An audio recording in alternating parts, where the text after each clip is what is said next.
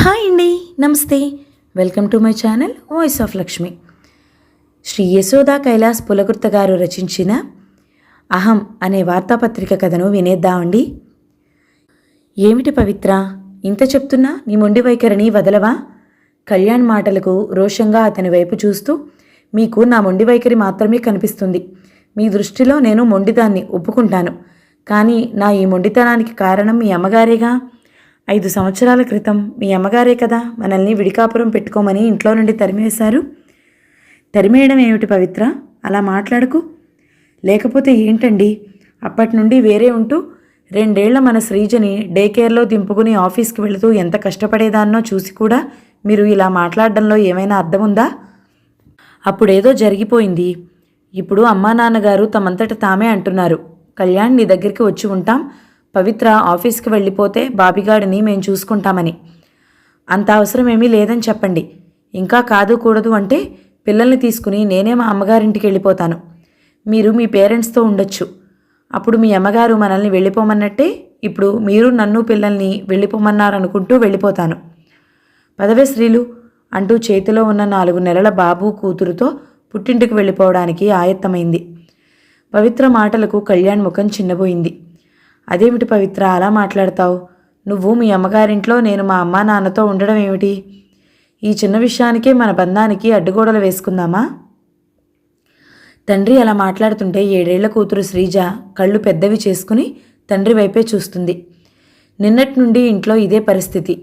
మనం అమ్మమ్మ వాళ్ళ ఇంటికి వెళ్ళిపోదామే శ్రీజ అంటూ తల్లి తనతో అంటుండడం, తండ్రి అమ్మను బతిమాలడం చూస్తూనే ఉంది. మా అమ్మా నాన్నగారు మనతో కలిసి ఉండాలని నీ దగ్గరికి వచ్చేస్తాము రా కళ్యాణ్ అంటుంటే వద్దని ఎలా చెప్పగలను పవిత్ర? ఇంటికి పెద్ద కొడుకుగా వాళ్ళని చూసుకోవాల్సిన బాధ్యత నాకు లేదా చెప్పు?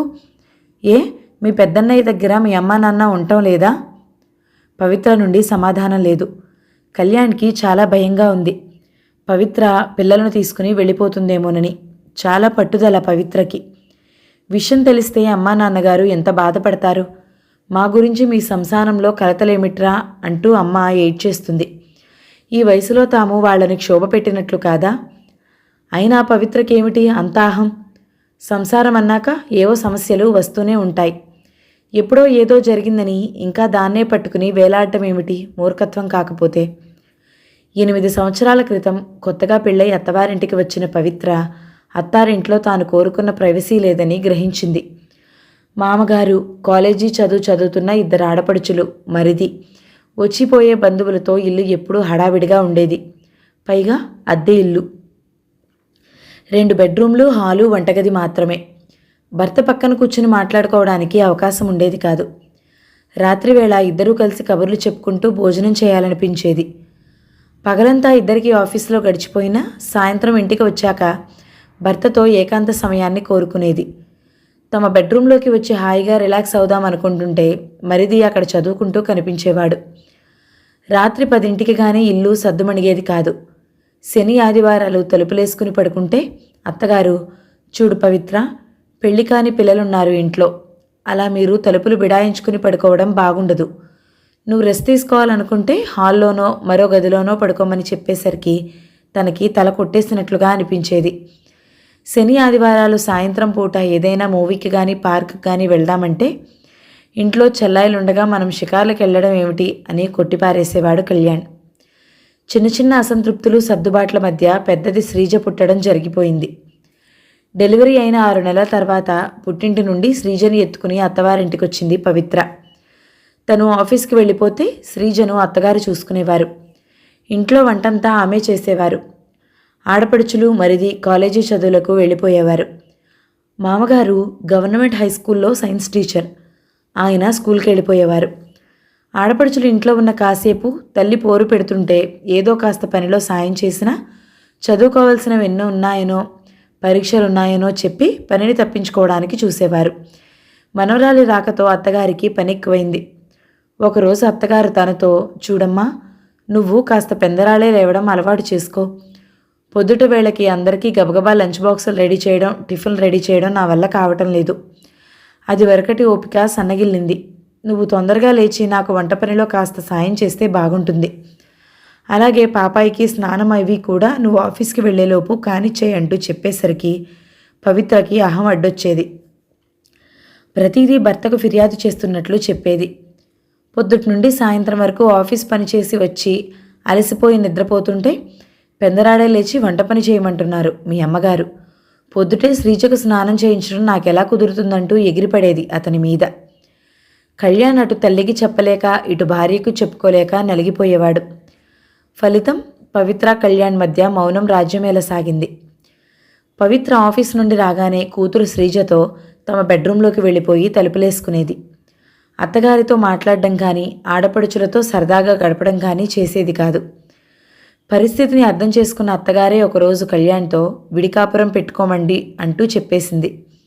అదే విషయాన్ని ఇప్పుడు గుర్తు చేస్తూ మీ అమ్మగారే కదా మనల్ని విడిగా వెళ్ళిపోమన్నారంటూ పవిత్ర ఇప్పుడు అతన్ని దెప్పుతోంది.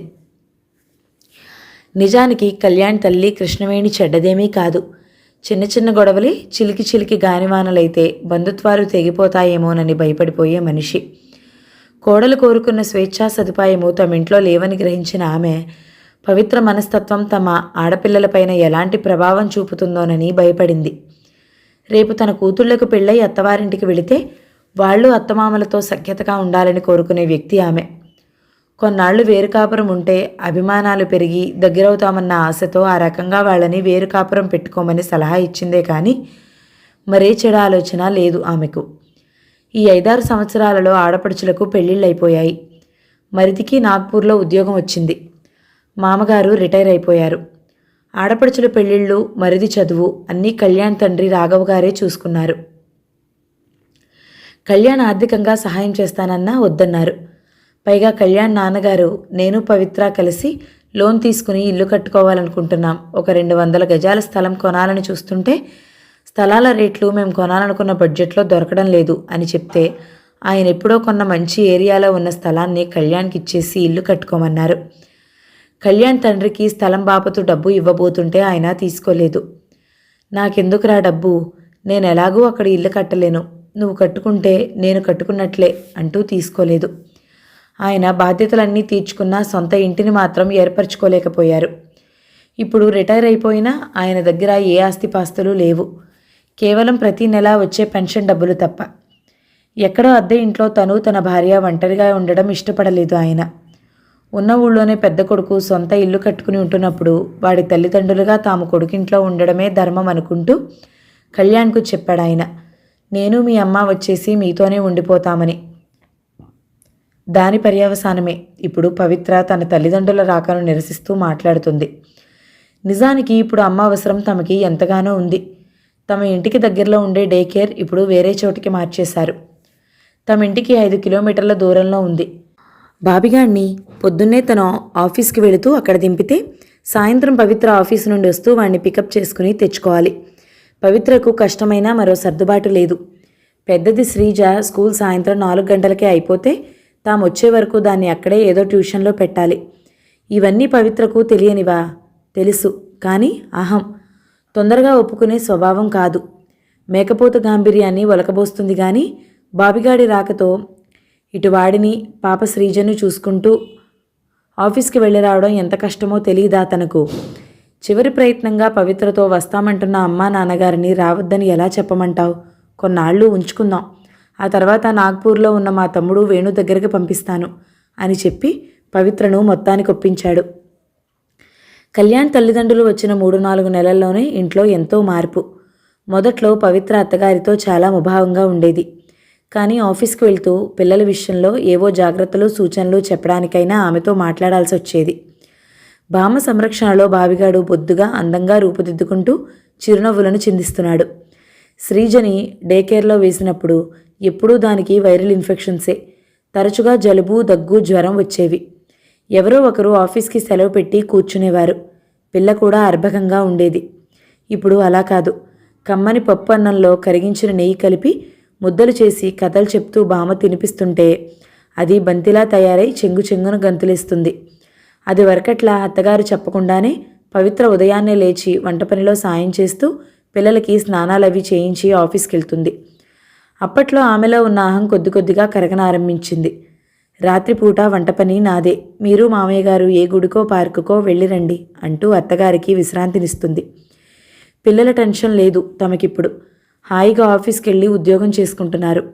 కళ్యాణ్ నాన్నగారు ఇంట్లోకి కావలసిన కూరగాయలు సరుకులు కొని తెచ్చేస్తున్నారు. పవిత్రకు అత్తగారి సహకారం అర్థమవుతోంది. తను వచ్చే వరకు బాబిగాడిని చూసుకోవడం, వాడికి టైం ప్రకారం పాలు పట్టడం, డైపర్స్ మార్చడం, అలాగే శ్రీజ స్కూల్ నుండి రాగానే దాని యూనిఫామ్ మార్పించి దానికి తినిపించడం, ఇవన్నీ పైకి కనిపించినంత చిన్న విషయాలు కావు. అది వరకైతే తనే ఇంటి తాళం తెరుచుకుని పిల్లలతో ఇంట్లోకి వచ్చేది. కానీ ఇప్పుడు ఇల్లు ఎంతో శుభ్రంగా ప్రశాంతంగా ఉంటుంది. ముఖ్యంగా పిల్లలు ఆరోగ్యంతో కళకళలాడుతూ పెద్దవారి సంరక్షణలో పెరుగుతున్నారు. అప్పట్లో తన అహంకారపు పొరల్లో అత్తగారి ప్రేమ కనబడేది కాదు. నిజానికి అత్తగారు అప్పుడు ఇప్పుడు కూడా అదే ప్రేమను చూపుతున్నారు. తనే ఆమెను సరిగ్గా అర్థం చేసుకోలేకపోయానని బాధపడింది. ఆ రోజు పవిత్ర ఆఫీస్ నుండి వస్తూనే హుషారుగా వచ్చింది, చేతిలో స్వీట్ బాక్స్తో. ముందుగా అత్తగారికి మామగారికి స్వీట్లు ఇస్తూ నాకు ఆఫీసర్గా ప్రమోషన్ వచ్చిందని ముఖం నిండా ఆనందం పులుముకుంటూ మరీ చెప్పింది. ఇద్దరూ చాలా సంతోషమమ్మా అంటూ అభినందించారు. ఈలోగా కళ్యాణ్ రెండో చెల్లెలు శ్రీవాణి తల్లికి ఫోన్ చేసింది. ఆమె ముఖం నిండా ఆనందమే. పవిత్రతో నీకు ప్రమోషన్ రావడమే ఆనందం అనుకుంటుంటే మీ చిన్నాడపడుచు వాణికి 3వ నెల అని డాక్టర్ కన్ఫర్మ్ చేసిందట. ఈరోజు అన్నీ శుభవార్తలే. మనసు ఆనందంతో పొంగిపోతుందమ్మా అంటూ కోడలి వైపు ఆప్యాయంగా చూస్తూ అంది. ఓ అవునా అత్తయ్య గారు, నిజంగానే పెద్ద శుభవార్త. అయితే ఈ ఆదివారం వెళ్ళి మనం వాణిని మన ఇంటికి తీసుకొచ్చి కొన్ని రోజులు ఉంచుకుందామంటూ చెప్పేసరికి కోడలి అభిమానానికి ఆమె హృదయం ఆర్ద్రమైంది. పవిత్ర హృదయం మంచిదే, ఏదో చిన్నతనం. అప్పట్లో తనే సరిగా కోడల్ని అర్థం చేసుకోలేదు. పవిత్రకు అహంకారమని పొరపడ్డాను అనుకుంటూ ఆమె మనసులో చాలా బాధపడింది. 1 గంట తర్వాత పెద్దాడపడుచు శ్రీవల్లి నుండి ఫోన్. వా వదిన, you are genius. Officer promotion వచ్చినందుకు congrats. Thank you Valli. Genius నేమీ కాదులే, 3 సార్లు డింకి కొట్టిన తర్వాత వచ్చిన ప్రమోషన్ ఇది. అలా అనుకొదినా, ఇల్లు పిల్లలు సంసార బాధ్యతల్లో ఉన్న మనలాంటి లేడీస్కు ఎప్పుడొచ్చినా ఫస్ట్ టైం వచ్చినట్లే ఫీల్ అవ్వాలి. ఇంతకీ మా వదిన ఆఫీసర్ అయినందుకు ఈ ఆడపడుచుకి ఏం గిఫ్ట్ ఇస్తుందో నాటక ఫక్కీలో అంది. ఈ ఆదివారం వచ్చే వల్లి, వాణిని కూడా తీసుకొస్తున్నాం. మీ ఇద్దరికీ మీకు నచ్చిన చీరలు కొనిపెడతాను. అబ్బా మా వదిన ఎంత మంచిదో అంటూ శ్రీవల్లి చిలిపిగా మాట్లాడుతుంటే పవిత్ర ముసిముసి నవ్వులు నవ్వసాగింది. ఆ రోజు రాత్రి అయితే మేడం గారి దగ్గర నేను చాలా జాగ్రత్తగా ఉండాలేమో అంటూ ఆట పట్టిస్తున్న కళ్యాణ్ వైపు ప్రేమగా చూస్తూ, నా ఈ ప్రమోషన్కి కారణం అత్తయ్య గారే. 4 సంవత్సరాల నుండి నేను నా కెరీర్ మీద సరిగా ఫోకస్ చేయలేకపోయాను. అదీ కాక శ్రీజ ఎప్పుడూ సిక్ అవుతుండేది. నేను ఎక్కువ సెలవు తీసుకున్న కారణంగా నా పర్ఫార్మెన్స్ అప్రెజల్కి పూర్ రేటింగ్ పడేది. అందుకే ప్రమోషన్కి డ్రాప్ అవుతున్నాను. కానీ అత్తయ్య గారు మామయ్య గారు ఇక్కడికి వచ్చిన ఈ సంవత్సర కాలంలో ఒక్కరోజు కూడా నేను లీవ్ తీసుకోకుండా ఆఫీస్కి వెళ్ళొస్తున్నాను. అత్తయ్య గారితో ఏదో మాటల సందర్భంలో ప్రమోషన్ విషయం చెప్తే, నువ్వు ఈసారి బాగా ప్రిపేర్ అవ్వు, ఆఫీస్కి సెలవు పెట్టకు, పిల్లల్ని నేను చూసుకుంటానని చెప్తూ ఎంతో సహకరించారు అని చెబుతున్న పవిత్ర వైపు ఆశ్చర్య ఆనందాలతో చూశాడు కళ్యాణ్. మనిషి తనలోని అహంకారాన్ని తగ్గించుకుంటే అందరూ అభిమానిస్తారు, కుటుంబ సభ్యుల ప్రేమకు పాత్రులవుతారన్న విషయం పవిత్ర విషయంలో నిజమయ్యేసరికి అతని హృదయం భార్య పట్ల అనురాగంతో నిండిపోయింది. కథ సమాప్తం. కథ మీకు నచ్చినట్లయితే లైక్ చేయండి, షేర్ చేయండి, ఛానల్ని సబ్స్క్రైబ్ చేయండి. Thank you so much for watching. నమస్తే.